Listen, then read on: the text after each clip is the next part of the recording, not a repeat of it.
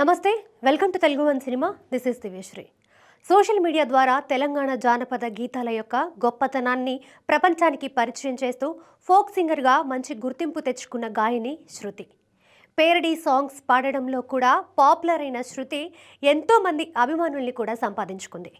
అలాంటి ఆమె ఇప్పుడు ఆత్మహత్య చేసుకుని చనిపోవడం సంచలనం సృష్టిస్తుంది. కరీంనగర్ జిల్లాకి చెందిన శృతికి నెల రోజుల క్రితం ఇన్స్టాగ్రామ్ ద్వారా సిద్దిపేట జిల్లా పీర్లపల్లికి చెందిన దయాకర్తో పరిచయం ఏర్పడింది. ఆ పరిచయం ప్రేమగా మారడంతో ఇరు కుటుంబాల పెద్దలకి తెలియకుండా రహస్యంగా పెళ్లి చేసుకున్నారు. ఆ తర్వాత పీర్లపల్లిలోనే నివాసం ఉంటున్నారు.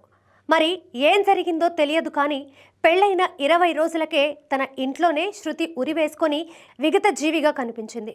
పోలీసులు సంఘటనా స్థలానికి చేరుకొని శృతి మృతదేహాన్ని స్వాధీనం చేసుకొని దర్యాప్తుని మొదలుపెట్టారు.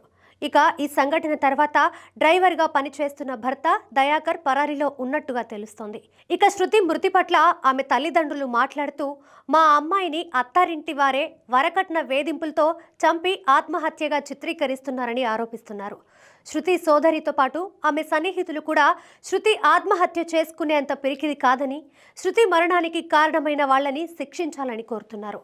ఎంతో భవిష్యత్తు ఉన్న గాయని మరణం తెలంగాణ జానపద రంగానికి తీరని లోటుగా పలువురు అభిప్రాయపడుతున్నారు.